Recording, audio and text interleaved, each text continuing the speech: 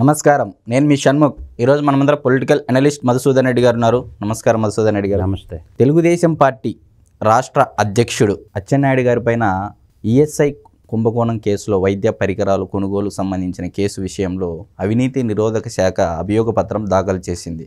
అయితే Vijayawada ACB court దానిని తిరస్కరించింది. సెక్షన్ 17A ప్రకారము గవర్నర్ నుంచి అనుమతి ఉంటేనే ఒక ప్రజాప్రతినిధిని అరెస్ట్ చేయాలి అన్న, విచారించాలి అన్న గవర్నర్ అనుమతి ఉండాల్సిందేదని స్పష్టంగా తేల్చి చెప్పింది. మరి దీనిపై మీరు ఏ విధంగా స్పందిస్తారు? రాజ్యాంగం అంటే ఏంటి, చట్టాలంటే ఏంటి, న్యాయస్థానాలంటే ఏంటి అనేది నేటి ప్రజాప్రతినిధులకి ఎవ్వరికి కూడా న్యాయస్థానాల పట్ల, చట్టాల పట్ల, రాజ్యాంగం పట్ల గౌరవం లేదు. First point. అవి చదువుకోరు. చేతులు గాలినాక ఆకులు పట్టుకోవటం అని ఒక సామెత ఉంటుంది మనకి. అవి చదువుకోకుండా పగ, ప్రతీకారాలతో నిండిపోయి ప్రజల్ని వంచి రాజ్యాకాంక్షతో ముఖ్యమంత్రి అయిన తర్వాత నేనేదైనా చెయ్యొచ్చు అనుకుంటే, అతను ముఖ్యమంత్రి అయిన తర్వాత జగన్మోహన్ రెడ్డి ప్రజారంజకంగా పరిపాలన చేసేది పోగొట్టి అతను అవినీతి కేసులో ఇరుక్కొని తండ్రి అధికారాన్ని అడ్డం పెట్టుకొని 11 సిబిఐ కేసుల్లో 8 ఈడీ కేసుల్లో A1 ముద్దాయిగా అయిపోయి అదే రాజకీయాన్ని అడ్డం పెట్టుకొని మళ్ళీ ముఖ్యమంత్రి అయ్యి తన మీద కక్షతో ప్రతిపక్ష పార్టీ నాయకులందరినీ జైలుకు పంపించాలా, దాన్నే సునకానందం అంటారు. అది పొందుతున్నటువంటి వ్యక్తి. అట్లా తెలుగుదేశం పార్టీలో ఉన్నటువంటి ఒక బీసీ నాయకుడైనటువంటి యలమ సామాజిక వర్గానికి సంబంధించిన తెలుగుదేశం పార్టీ జాతీయ అధ్యక్షుడు చంద్రబాబు అయితేనేమి, తెలుగుదేశం పార్టీ ఆంధ్రప్రదేశ్ రాష్ట్ర శాఖ అధ్యక్షుడైనటువంటి అచ్చెన్నాయుడిని గతంలో కార్మిక శాఖ మంత్రిగా పనిచేశాడు. ఆయన ప్రజల కోసము కొన్ని కొనుగోళ్లు చేసినాడు. వాళ్ళు చెప్పే వాదన ఏంటంటే ఔషధాల కొనుగోలుకి బడ్జెట్లో కేటాయించింది 293.51 కోట్లు బడ్జెట్లో కేటాయించారు. ఖర్చు పెట్టింది 698.36 కోట్లు. బడ్జెట్లో కేటాయించింది ఎంత అని చెప్పారు? 293.51 కోట్లు. ఆయన దాన్ని చెల్లించింది ఎంత అని చెప్తానంటే 698.36 కోట్లు. తర్వాత మార్గదర్శకాలను ఉల్లంఘించి 404.86 కోట్లు అదనంగా వెచ్చించారనేది ఆరోపణ. నిజం కాదు.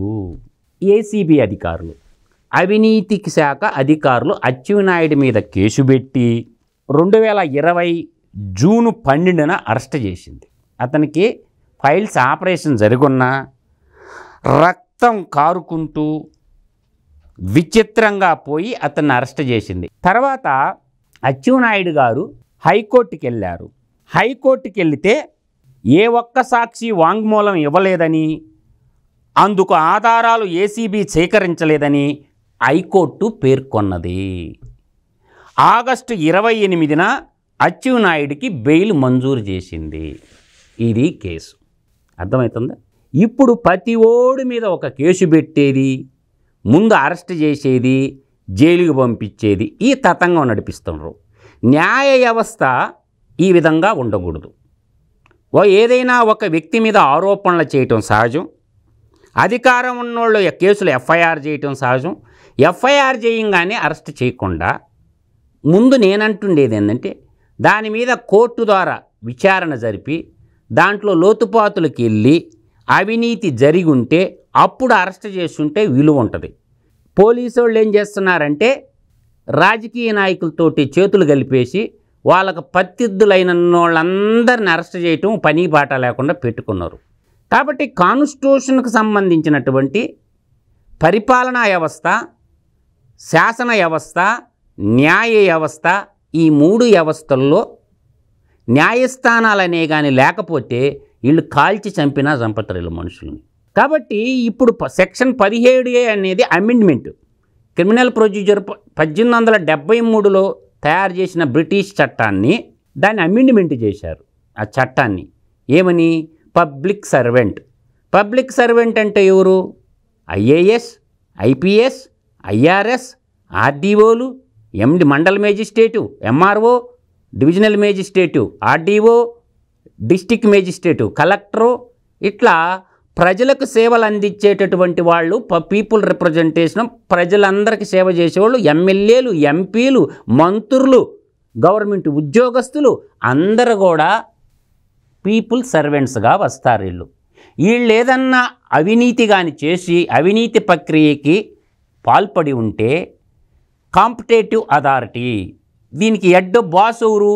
గవర్నర్ గారు. ఆయన చేత అనుమతి తీసుకొని అరెస్ట్ చేయాల్సి ఉంటుంది.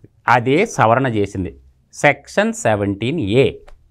ఈ చట్టం వచ్చిందన్న సంగతి తెలుసు, జగన్మోహన్ రెడ్డికి తెలుసు, అక్కడున్న పోలీస్ అధికారులకి తెలుసు.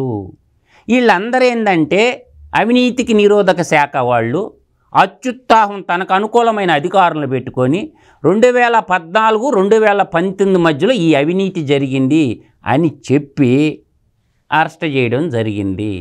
ఇప్పుడు అవినీతి జరిగింది అని చెప్పాలంటే బడ్జెట్లో చూపించిన దానికంటే ఎక్కువ ఖర్చు పెట్టినారని ఎలా వచ్చినారు? ఆధారాలు చూపించమంటే లేవు. అంటే రాష్ట్ర ప్రజల బడ్జెట్ని లెక్క చేసి ఇవ్వడానికి ఒక సంస్థ ఉంటుంది భారతదేశంలో. అది భారత రాజ్యాంగ సంస్థ, కంప్యూటర్ అండ్ ఆడిటర్ జనరల్. ఆ కాగు నివేదికలు ఇస్తుంది ఏ సంవత్సరానికి ఆ సంవత్సరానికి. ఇప్పుడు మనం ఆ డబ్బులు ముందు శాసనసభ ఆమోదించాల.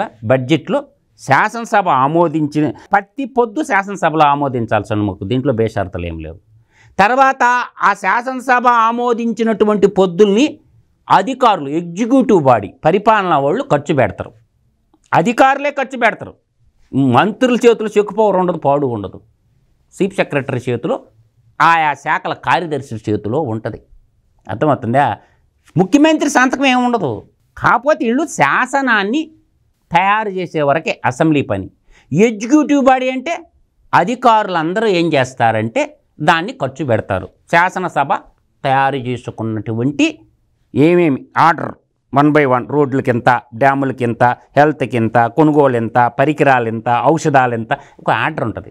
అది శాసనసభలో చర్చ చేసి ఆ పొందులు ఆమోదం పొందిన తర్వాత మాత్రమే అధికారులు ఖర్చు పెడతారు. మంత్రికి సంబంధాలు ఉండవు. చీఫ్ సెక్రటరీని అరెస్ట్ చేయాలి అటువంటి అనుకున్నప్పుడు చీఫ్ సెక్రటరీ ఎవరు? అప్పుడు ఐవీఆర్ కృష్ణారావు ఉన్నాడు, కల్లం అజయ్ రెడ్డి ఉన్నారు. వాళ్ళే కదా చీఫ్ సెక్రటరీలా. ముందు ఆడన్న కార్యదర్శి ఉంటాడు. ఎవరు? ఐఏఎస్ ఆఫీసర్ ఒక కార్యదర్శి ఉంటాడుగా సీఎం ఆఫీస్లో. ఇప్పుడు చీఫ్ సెక్రటరీ దానికి రెస్పాన్సిబిలిటీ. తర్వాత ఆ శాఖ, కార్మిక శాఖ కార్యదర్శి ఎవరు? ఆయన్ని. తర్వాత చూడండి ఇంత ఉంటుంది చరిత్ర. వీళ్ళని ఎందుకు అరెస్ట్ చేయలేదు అంటే ఇది రాజకీయ కక్షతో జరిగిందే తప్ప ఆడ అవినీతి లేదు, పాడు లేదు. సుప్రీంకోర్టు ధర్మాసనం చంద్రబాబు నాయుడు గారి మీద ఏదైతే అభియోగ పత్రం దాఖలు చేశారో దాని మీద కూడా 17A తీర్పు ఏదైతే ఉందో, దిశభ్య ధర్మాసనం వివిధ రకాలమైన తీర్పులతో ఇద్దరు విభిన్న అభిప్రాయాలతో తీర్పిచ్చారు. అటువంటి నేపథ్యంలో అచ్చెన్నాయుడు గారి పైన ఏసీబీ కోర్టు ఇది ఖచ్చితంగా గవర్నర్ అనుమతి తీసుకోవాల్సిందని స్పష్టం చేసింది. మరి మీరు దీన్ని ఏ విధంగా చూస్తారు? ఖచ్చితంగా నేను ఆ రోజే చెప్పాను కదా, గతం 2 నెలల క్రితమే చెప్పా. సుప్రీంకోర్టు జడ్జిమెంట్ ఏం వస్తుందో కూడా చెప్పిన. ఆ సెక్షన్ గురించి కూడా బాగా ఎక్స్ప్లెయిన్ చెప్పిన. ఇలా అరెస్టులు చేసుకుంటా పోతే అసలు పరిపాలనా వ్యవస్థ కుంటుబడిపోద్ది, శాసన వ్యవస్థ కుంటుబడిపోద్ది. కాబట్టి ప్రతీకార రేస్తో కాదు, రియాలిటీలో బతకాలా. మనం ఒక వ్యక్తి మనకు నచ్చలేదు కాబట్టి వాడిని ఏదో విధంగా హింసించడం, పోలీసు వాళ్ళని అడ్డం పెట్టి అనుకుంటే కుదరదు. ఇది ప్రజాస్వామ్యము. భారతదేశం బలమైన ప్రజాస్వామ్య దేశం కాబట్టి ఏదో ఒక చోట న్యాయం దొరకద్ది. కాబట్టి డబ్బున్నోళ్ళు, రాజకీయ నాయకులు కోర్టులకు పోతారు, బెయిల్ తెచ్చుకుంటారు, చేసుకుంటారు. జడ్జీలు ఆలోచించాల్సింది ఏంటంటే షణ్ముఖు, సామాన్యుల పరిస్థితి ఏంది? సామాన్యుల పరిస్థితి ఏంది? ఈ రాజకీయ నాయకులు, ఈ క్యాపిటలిస్టులు, పెద్ద పెద్ద బలిసినోళ్ళు అందరూ కూడా 5% ఉండరు. పోని ఇంకొక 5 వేసుకున్న 10% ఉండరు. లేదు ఇంకొక 5% వేసుకున్నా 15%. 85% ఈ దేశంలో బడుగు బలహీన వర్గాలు, రోజు పనిచేసుకుంటే కానీ పూట గడవని కుటుంబాలు. అర్థమైందా? వాళ్ళ పరిస్థితి ఏంది? మీరు అన్నట్లు ఏదైతే ఇప్పుడు చెప్పారో, సుప్రీంకోర్టు ధర్మాసనం గత కొన్ని సంవత్సరాల కిందట జల్లికట్టు తీర్పులో ఒక తీర్పు ఇచ్చింది. జల్లికట్టు సమస్య మీద ఒక తీర్పు ఇచ్చింది. అక్కడి ఆ తీర్పులు ఏంటంటే బలవంతుడికి బలహీనునికి మధ్య ఒక సమస్య ఉత్పన్నమైనప్పుడు న్యాయస్థానాలు బలహీనుని వైపు దృష్టితో మాత్రమే చూడాలని స్పష్టంగా తీర్పిచ్చాయి. సో మీరు దానికి ఆపాదించుకోవచ్చు అంటారా? దానికేముంది, ఇప్పుడు రిజర్వ్లో పెట్టాడు. ఎందుకు పెట్టారు రిజర్వ్? జల్లిపల్లి శ్రీనివాసరావు కోడికత్తి కేసు రిజర్వ్లో పెట్టేది ఏంది? జడ్జిమెంట్ సన్ముఖం రిజర్వ్లో ఎందుకు పెడతారు? తీర్పు రాసేసిను చదివేస్తే అయిపోద్ది కదా. రిజర్వ్లో ఎవరు పెట్టమంటే పెడతారు న్యాయమూర్తులు? అసలు రిజర్వ్లో రిజర్వ్లో పెట్టేది ఏంది? జడ్జిమెంట్ ఇచ్చేసేయి. ఇలా ఆ నుంచి పై కోర్టుకు పోవాలంటే పై కోర్టుకు పోతారు, రాజ్యాంగ ధర్మాసనం కావాలంటే రాజ్యాంగం. అసలు రిజర్వ్లో పెట్టేది ఏంది తీర్పులు? అంటే న్యాయమూర్తుల మీద కూడా ఒత్తిడి ఉందని మనకు అర్థమవుతుంది. ఏ తీర్పును కూడా రిజర్వ్లో పెట్టకూడదు. తీర్పు ఇచ్చేసి ఒక టైం బాండ్ 15 రోజులు 30 రోజుల్లో ఇంప్లిమెంటేషన్ చేయమని తీర్పులు ఇచ్చేసేయాలి ఎప్పటికప్పుడు. అర్థమవుతుందా? కాబట్టి న్యాయ వ్యవస్థ కూడా రాజకీయ నాయకులు మ్యానిపులేట్ చేస్తున్నటువంటి మాట వాస్తవము. అర్థమైందా? ఈ న్యాయమూర్తుల మీద కూడా రాజకీయ నాయకుల యొక్క ప్రభావం అధికంగా ఉంది అనేది తేట తెల్లమవుతుంది. మరైతే ఈరోజు మనకు అచ్చెన్నాయుడు గారి కేసులో ఈఎస్ఐ ఒక కేసులో ఏదైతే ఉందో వైద్య పరికరాల కొనుగోలు కేసులో అవినీతి నిరోధక శాఖ అభియోగ పత్రం దాఖలు చేసిన విషయం స్పష్టంగా దాని గురించి చాలా బాగా వివరించారు. మరొకసారి అందరూ ఆలోచించాలని కోరుకుంటూ మరొక అంశంతో కలుద్దాం. నమస్కారం.